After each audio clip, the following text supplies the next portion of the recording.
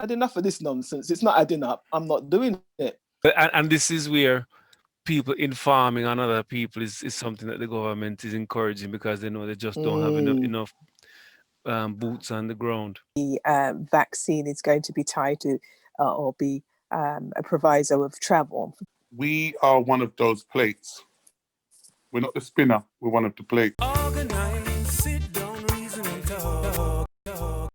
And the warmest of welcomes to this week's O.R.T., a two-part episode looking into the proposed vaccine for COVID-19 and some of the fears and anxieties within the African diaspora. I have a quiz for us today, and I know I'm with some of the sharpest minds when it comes to matters related to melanated people. So, question 1. What program will you find Jay Blades presenting on? Oh, What programs will you find Jay Blades presenting on?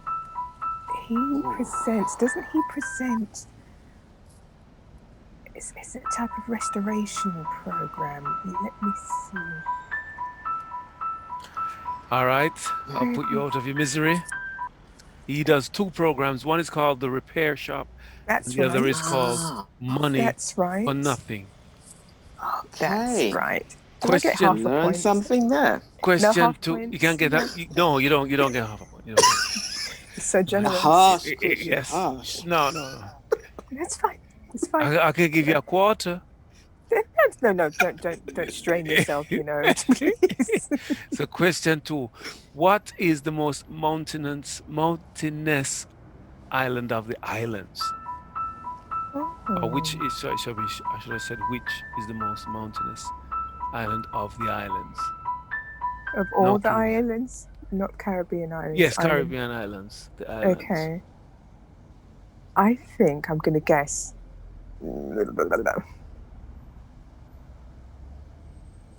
I'm thinking Jamaica. I'm No. thinking Straight into the crowd. You love kick the ball like crowding. Oh. I'm going to guess at. Let's go. Dominica. Let's say Dominica. I'm going to say it. Okay. Well, I'm going to guess. it's actually Haiti. With the capital Port-au-Prince, Haiti is the most mountainous nation of the islands, Wow. though its neighboring country, the Dominican Republic, has the tallest peak. Okay. Now you see, if I got a quarter for the Learning. first question and the quarter for, I'm making You half see, a point. you have a half, but you never want it. You're You're too building proud. slowly, innit? You're too proud. And you want it. Question 3. George Adebola Akikulu is known for what? A. First British Nigerian millionaire. B. Being the senior African academic on climate change. Or C. The most published black mathematician on record. This is really a guess. Can you give those options again, please? First Nigerian millionaire, British Nigerian millionaire. B, senior African academic on climate change. Or B, the most published black mathematician on record. I'm gonna go A. I'm going to go C. Guess C. It's actually Mathematician. C. He's the most published black mathematician on record. 1.5 points. God damn. Potentially. Question 4. What is the main ingredient in egusi soup? Out of the 3 options coming up. A, pounded yam. B, green banana. C, melon seeds. A, pounded yam. B, green bananas. Or C, melon seeds. Is this a Ghanaian joke? No, it's Nigerian. And can you pronounce it again for me? Egusi. Oh, no, it isn't what I thought.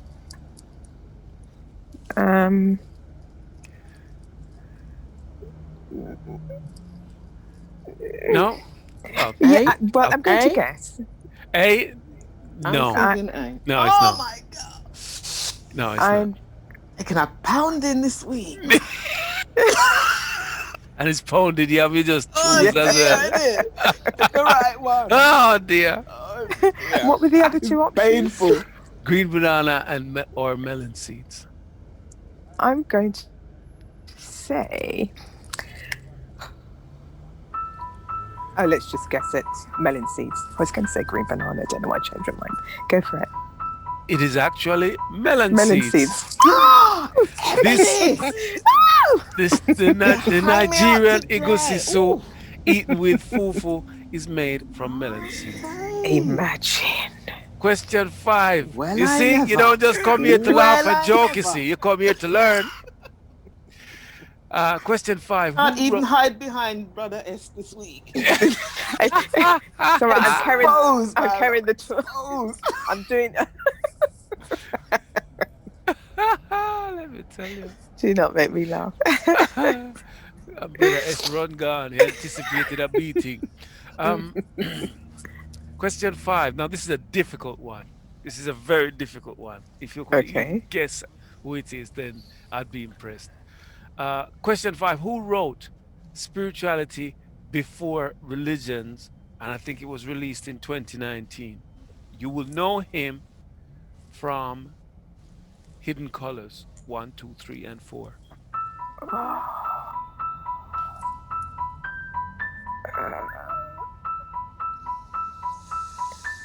I looked at that the other day.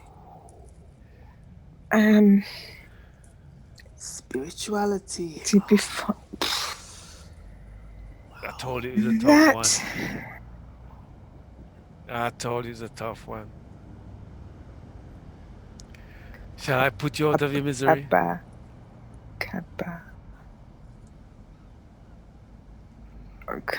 Kaba something. I don't know. Yes, go and put us out of misery because I cannot. I remember him from. Kindred, any offerings? No. Kaba somebody, isn't it? Okay, well, I'll give you half a point. No. He's a former student of John Henry Clark, and his name is Professor Kaba Kameni. There we go. Okay. There we go. Okay. Well done to you with that one. That one I was think difficult. Ebony's definitely got that encyclopedia right. I have to admit, I looked at Hidden Colors 2 weeks ago, and I remember Kaba. I need to go back rest. and watch it again. Yeah, I need to get it out. Blow off the cobwebs.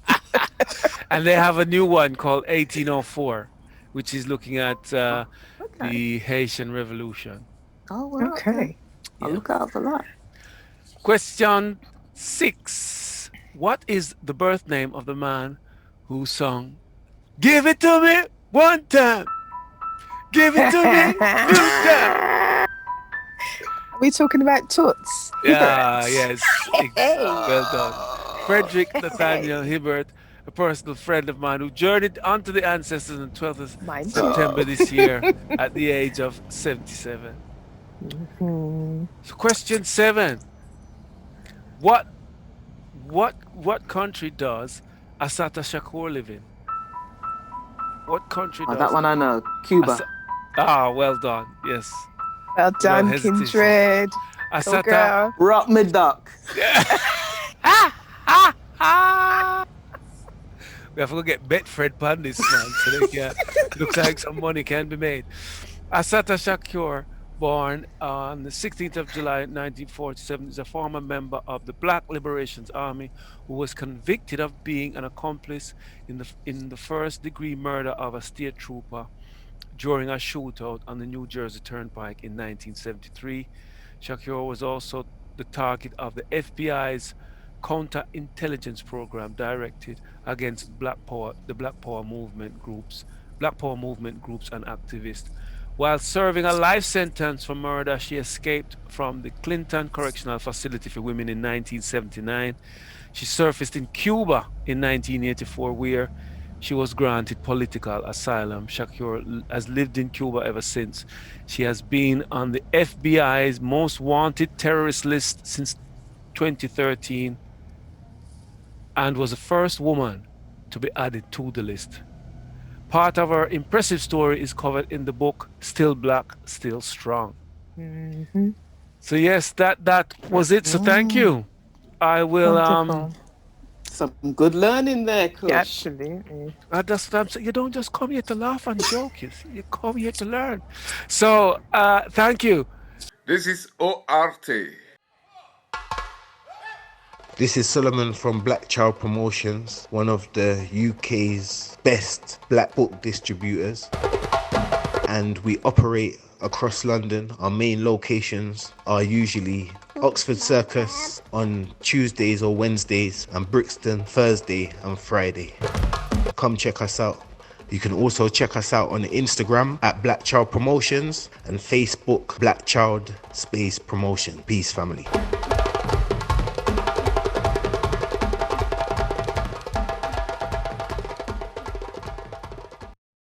This is a recommendation from Black Child Promotions. Vaccines Are Dangerous by Curtis Cost. A warning to the global community. Few individuals are as aware of the dangers of vaccines as Curtis Cost. A fearless voice for truth, especially at a time when we need that truth. I would definitely recommend this book, Vaccines Are Dangerous, to give you insight into things to come and things that are happening now. Peace, family. This show is sponsored by Sunrise Organic Sea Moss, whose purchasing details are in the description below.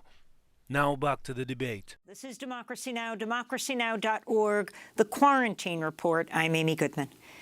As we just reported, the death of a black doctor from COVID-19 is shining stark new light on racism in medical care and how the virus is devastating black communities.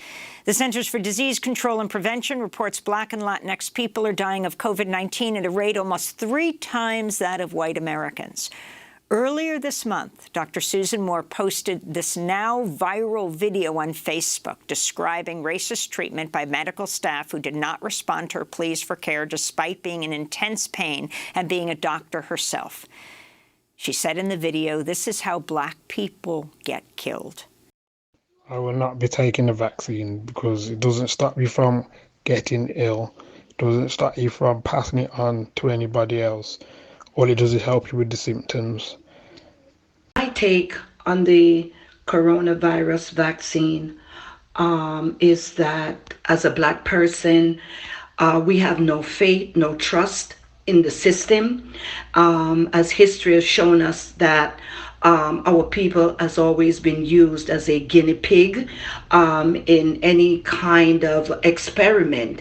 And so for me, this vaccine is a twofold.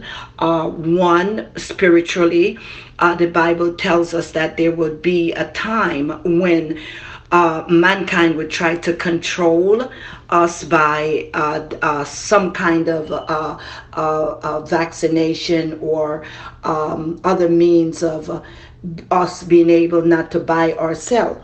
Okay, also on the other end, I believe that it's a moral thing and that it is just something that got out of control for political reason, and now they're trying to get it back. Yeah, just some thoughts on this proposed vaccine. Have you ever noticed that all the rich third world countries have it? America, Canada, UK, New Zealand, Australia. The countries like Ghana, Zimbabwe, Jamaica, Trinidad, all those countries don't have it.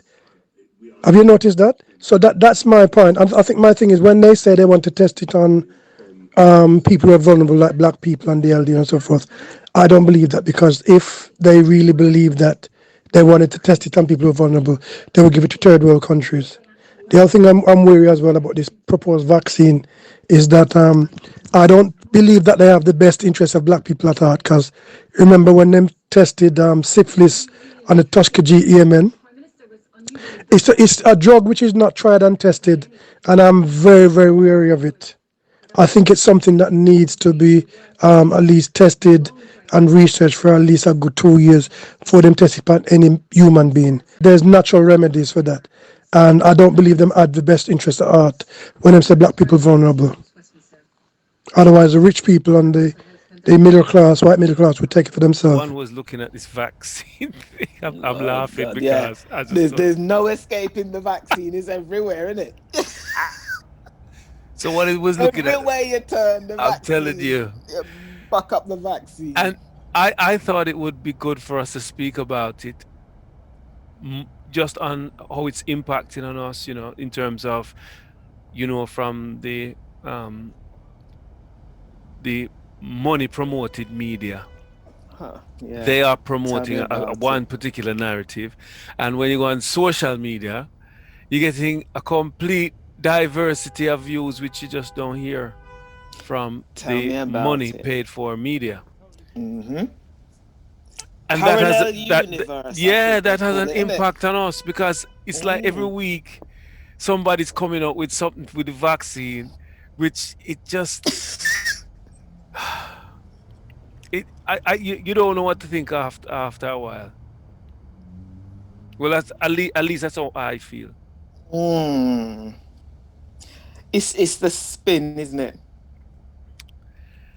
It's this thing they call spin.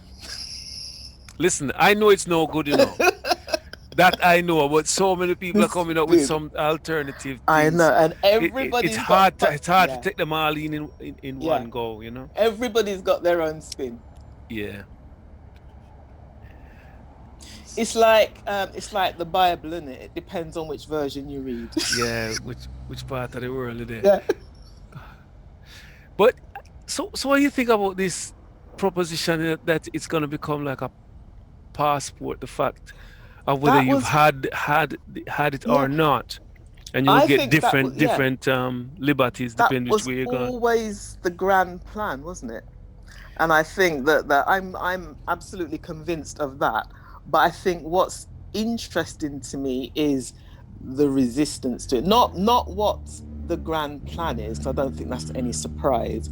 I'm more interested in the diversity of opinion against that, and the kind of the resistance to it, which is coming from even some quarters that you might feel are a bit unexpected. So there is a resistance there. They're not publicizing it, but there is a resistance from the House of Commons, across certain celebrities, to people in the medical and scientific field. There's a cross-section of resistance. Yeah. And there are things that they're not publicizing. For example, was it Denmark? The Danish government tried to impose quite, some very kind of drastic COVID restrictions, I think related to this vaccine. And they had 9 days of protest outside the parliament, and the government backed down. But they're not publicizing that kind of thing. Right. So there is a resistance, but they're not telling you that. Which feeds into any conspiracy theorists. Yeah.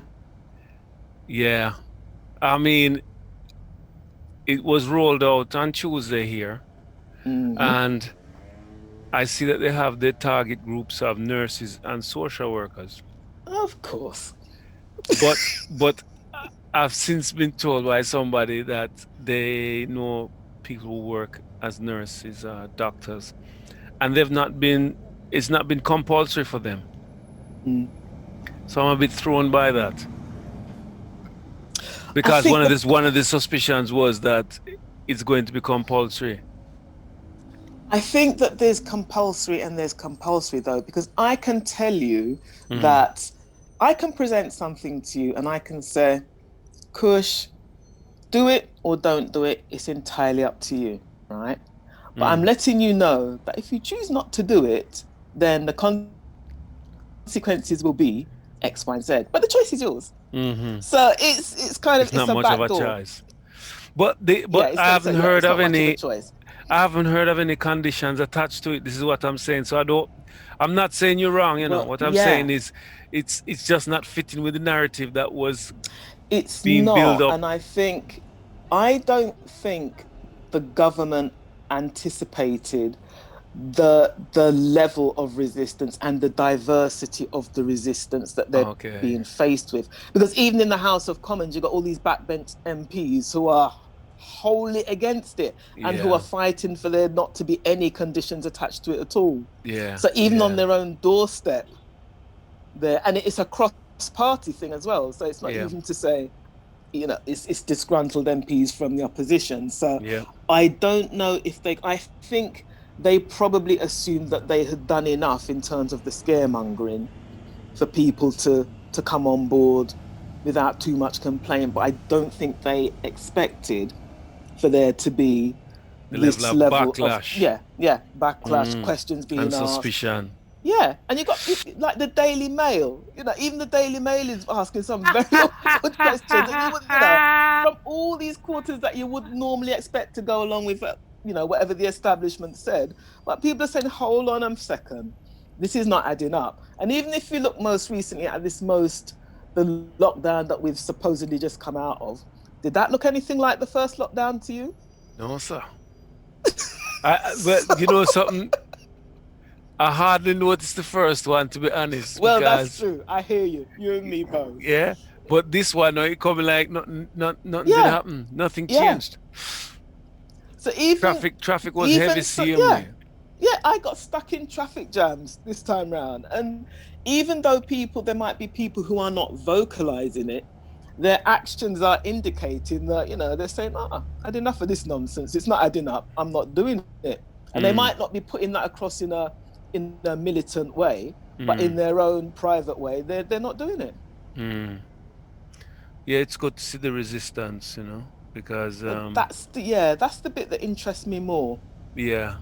I've heard people saying, well, Christmas, they're doing what they like anyway. They're going to have grandparents round and they're going to have family. And this is even before they announced that they would give you a kind of 5-day reprieve over the Christmas period. And they did that, I think, in response to the fact that it was very clear people were going to do what they like. Yeah, so, and you just cannot find the police. Yeah, exactly. To police the high numbers once it gets to critical mass. Yeah. Well, and this is where people informing on other people is something that the government is encouraging, because they know they just don't have enough boots on the ground.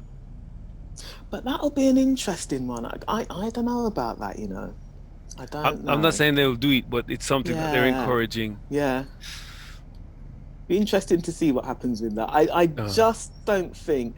I think this is proving to be a lot more problematic than they expected, and I think. Well, that's encouraging. Yeah, it is. It is, and because it's so diverse. As you said before, this is not just some radical group that you can No. Black people are definitely in the minority when it comes to this one. We are definitely, in terms of visibility, out on marches. Yeah, honestly. And they have been. But listen, man, when you see middle class white people out there protesting, people whistle blowing, all this, and those protests that have been going on in Westminster that have gone unreported as well. Yeah. My dentist told me he's been out there how many times protesting, but they're not publicizing that. Yeah. It has a very broad church. A lot of people, they think it stinks. They think there's something afoot here. There is something afoot here that the government are planning something else. This cannot be the reason for the lockdowns. And for the damage to the economy. They cannot work it out. It doesn't compute. It doesn't. Because the dangers posed by COVID doesn't reach that critical number for people to think actually the steps that are being taken are proportional. So this is where it's because that inability to explain with any clarity their interventions is the recruiting sergeant for everybody now. Everybody else now, because it's not about. Because at first you had David Icke, David Icke was speaking about it and saying prophesy all of these things. But little by little, you started getting regular people in regular jobs coming out and saying, "Listen, the hospitals are not full. I don't know what they're talking about." Yeah, and giving you more inside information, even information in regards to the virus itself and its, the expected dangers that were being proposed by it. These people came out pretty soon. So I think there's a groundswell of people who are highly suspicious at best. And I don't wrong them. Yeah, agreed. There's been a lot more whistleblowing than has been publicized. They've taken down a lot of the information that people were posting. Yeah. But yes, you can take it down, but it's been seen by enough people for it to still, for word of mouth to also still be Yeah. at play. And you can't drown it all out. Well, you and I spoke earlier on about the media coverage. And for people who struggle to think that anywhere else apart from China and Russia run propaganda, just Well, look at the British news. good point. Yeah. Look at the British news, because I don't understand how you can go on social media and you can hear all these different perspectives from trained professionals within their respective disciplines, and then none of them are being presented on the news. None Yeah. of them are being presented. I'm not even saying that some of them are being presented. None. None. Yeah. So we can Absolutely not. Yeah. clearly see the mind games that are being played, that have been used in overtaking and managing foreign countries. These are the Yeah. tactics what they use. It's like they Yeah. You hide. control the narrative, don't you? Yeah, they completely hide any jiggery pokey. It's gone completely. But we are now joined by Brother Hess and by Ebony Harmony. Welcome. We're talking about the vaccine and just being not bombarded necessarily, but the two forms of media which are contrasting in their presentation, and that is the paid for media as opposed to social media, and the different forms of information that you get in regards the vaccine and how that impacts on us. Okay. Greetings, everyone. Greetings, Ebony. Welcome, Evan. You sound clear. Keep it up there. Keep it up there. You're coming through loud and clear, Ebony. I have the microphone pinned to my top lip today. Okay. It's working. Brilliant stuff. So yeah, that's where we was with that topic. We reached a point where we was just highlighting some of the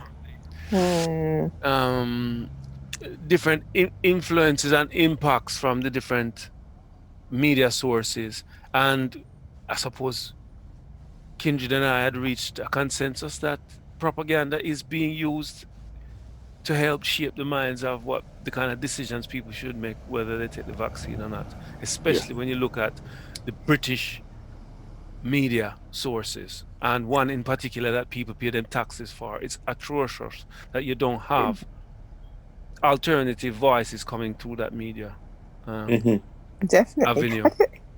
Go ahead. I was actually thinking about this, and I was thinking how interesting it is also that the spin on the conspiracy theory, because when we look at the information that's coming through social media, so to speak, and a lot of it, I think, is credible, but the spin of that it's been given as a conspiracy theory, and I'm thinking about one in particular where the information was coming through of how the vaccine is going to be tied to or be a proviso of travel for people who haven't had the vaccine, and the restrictions around travel, etc. And for me, there is something that has come through mainstream media this week that actually has highlighted that as being potentially a fact. But when this sort of thing was coming through social media, everything was pinned down as a conspiracy theory and really quite rubbish. But I think little by little things are coming through that we've learned from social media that actually there is credibility behind it. Just wanted to make that point. Okay. Well, once you see people like Pfizer get involved, you're talking billions in expected payments. So they're not going to leave this vaccine. This is my view anyhow. I don't think they're going to leave this vaccine thing to choice.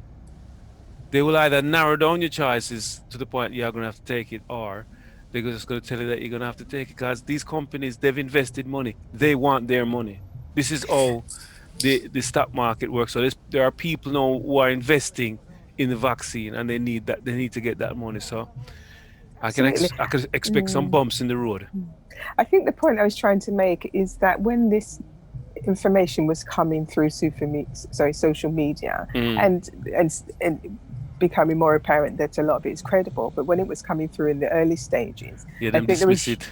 exactly huge efforts made Yes.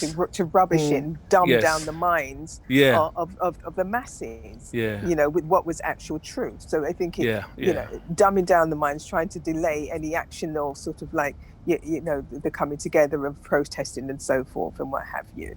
So I think there was a concerted effort to do that as well.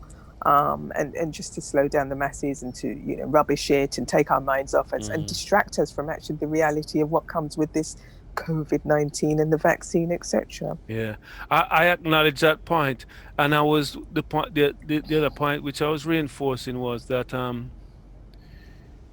when they're saying it's a conspiracy theory, actually we should give it more of our attention on the basis that these big companies, they're gonna want their money back, Mm. and they they will do whatever it takes. In my view, I could be completely wrong and going over the top, but given their history and their need for growth and money and all the rest of it, I can see it being far more compulsory than people anticipate at this moment in time. Brother S. Well, I think the game has been played very well so far, to the point where we are exactly where I imagine they would like us to be. Right? This is the art of spinning plates, and we are one of those plates. We're not the spinner. We're one of the plates. And I think in, in listening to the sisters and yourself talk about the impact of, be it a reality, the facts, or the non-facts, the credibility of the people who are informing us, or the lack thereof, Mm-hmm. the agenda, overt as opposed to covert. This is exactly what it does. We will have a discussion now about it and be none the wiser, not one step nearer to knowing the use of the facts and how we can best follow the instructions based on the information that we are privy to. So we're all walking around like the spinning plates. Yeah. Yeah, we don't know what to decide to do based on this this undercurrent of mistrust. And I think somewhere in there, when we used to talk about the the truth and the lie, and the truth is somewhere in between, Yeah. and that may well be the case that we're experiencing now. There is a truth of sorts in there somewhere, Yeah. but there's so many plates being spun now, of which we are one, that it's really difficult to decipher fact from fiction. Mm-hmm. And in amongst it all, it's created this overwhelming fear of anxiety and emotional paralysis that we don't know what to do. Yeah. Yeah. I think you're right, Brother S, and I think to some extent also, whether we know what to do or not, the choice is about to be taken from us in one way or the other. And I'm thinking simply about the COVID test, for example. Many of us don't want to do that. But given the point where you perhaps need medical procedure, you have no option. It's almost do or die, isn't it? Well, I Yeah, good imagine that point. might be the case. Here's my take on that, sister. That Mm-hmm. might be the case, let's say, for the next 12 months. Mm-hmm. By the time they've got sufficient amounts of millions of people who have been vaccinated, Mm-hmm. right, or vaccinated, then there will be less of an anxiety on the one hand for can people access treatment if they haven't got it? Because there'll be supposedly so many people who will have had it. Therefore, there should be a marked decrease in the people who are contracting it and also spreading it. I think logically that could perhaps be that would be the case or may be the case. But I think this whole COVID event is more about control than logic. Mm. Yeah, I think it's really not so much to do with, okay, let's balance this out, and there's a higher percentage of people who have been, vaccinated or etc. Mm. I think it's about a mass control, to be quite honest. I mean, the argument will always be there for them. I think that those who haven't had the vaccine can still infect others. I mean, because this vaccine doesn't give total immunity, and I don't think it gives, from what I understand, it doesn't give immunity for a year. But back to my point, I don't think this is about actually the treatment and the safeguarding of people's health, etc., etc. I think it's about a mass control, because I don't think it's a standalone, disease And matter. I share your concerns around that. I mean, at this stage, I'm classically sitting on the fence because I'm still Mind trying to no decipher. splinters, brother S. Mind no Yes, splinters. yes. Hey, Me have you're a brave me man. bulletproof baggy. Me have Brave. me splinter proof baggy. But Okay. but it is because I am trying to find, wade my way through all of the information and misinformation and disinformation. Yeah, And man. as I said, using Yeah. the spinning plates analogy, this is exactly what they want, right? Yeah. We're so confused that we can't even make a choice. And Yeah. then, as you said, they're coming through the back door and they take all your choices away. Before you know it, you haven't got a choice. Well, that's So, true because but it's about, sorry, Kush, go ahead. it's control, yes, and money. Because if you've bought or if you've pre-ordered, let's say 30 million batches of this vaccine, Mm. and you've managed to persuade maybe 5 or 10 million to take it, you've still got 20 million batches of Mm. it sitting around that you have to do something with. So at Mm. some point, the coercion has to come into play, The stick right? have to come out. Yeah. Having Well, said that, though, okay. in this country, you do also have, and we were talking earlier before you joined us about the fact that a lot of the resistance to this whole thing is coming from the middle classes. Mm. Okay, there's a diversity of resistance, but a lot of it's coming from the middle classes, the professions, scientists, people, as well as other professionals and lay people. And you have in this country this thing. There is an attitude about vaccines in this country anyway by a certain sector of mainly the middle classes, and these are the people who have refused the MMR. They're distrustful anyway, Yeah. and they've never shifted from that. Yeah. And so to them, I think that you've never really been able to move them on from that, and they have a certain belief which this in many ways has reinforced. And it's about whether or not that becomes, people begin to sort of see there's a certain sense or logic in what those people are saying and apply it to this circumstance, or whether or not you find a way to get those people, So to you're coerce those so people on board. you're optimistic because there's a lot of middle class white people out there, and their Not, lives are far more valuable than ours. I think that's not quite the way I meant it, Kush, but I hear what you're saying. What I'm saying is No, I'm that's how I'm optimistic, putting yeah. it. Yeah, Mm. I'm optimistic because the resistance is so diverse. Okay. They're one element of it. I mean, taxi drivers. I've been into shops where people have been raising Okay. some doubts. People on buses and stuff. It's very, very diverse. Well, I hope they stick at it. So before we have, I don't know how long we have left, probably about 5 or so minutes. So what about just mistrust of the authorities and any health issues going back to Tuskegee experiments and such delights in our communities? Mm-hmm. It- How does that influence our thoughts on being vaccinated? Well, people's memories tend not to be that short if there's been a direct impact on them, their family member, or someone that they know. Mm.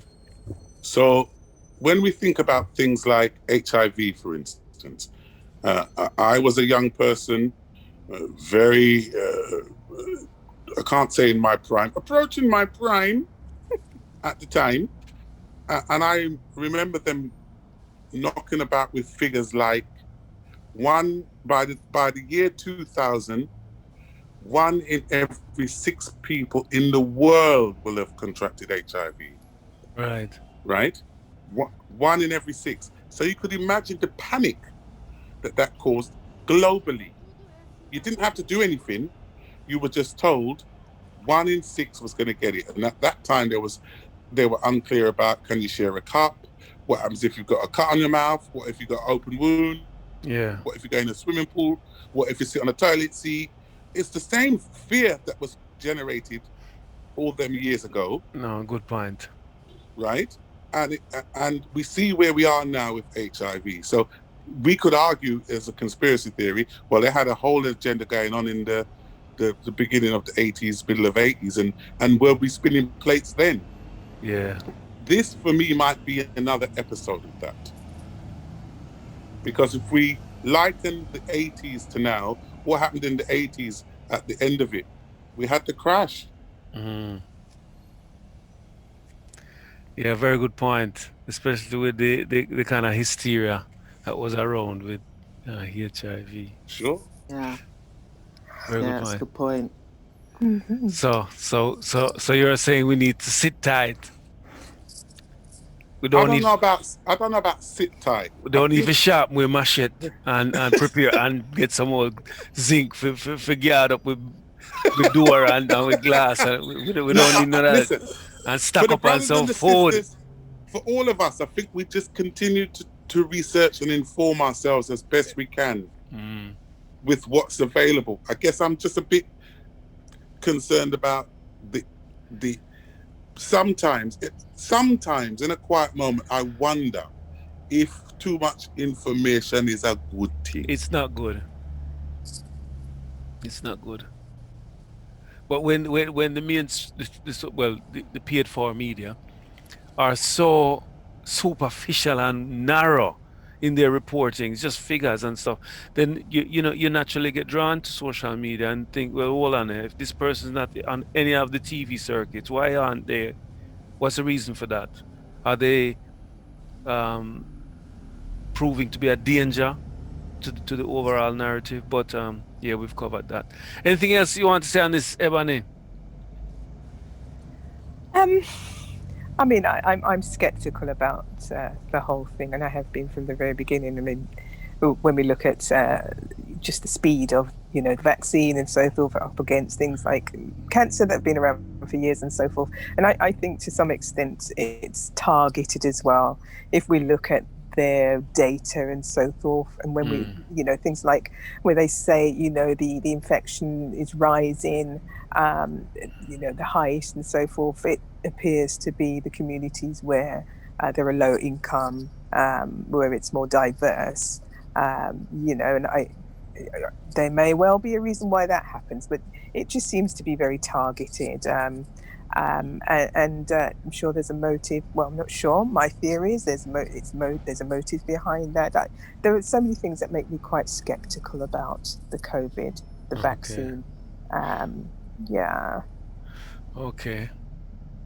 For this week's episode, that was Ebony Harmony and Kindred Spirit. You want to say your goodbyes? I don't know where Brother S is, and we'll be back at 8.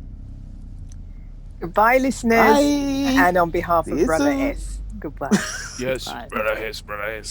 Later.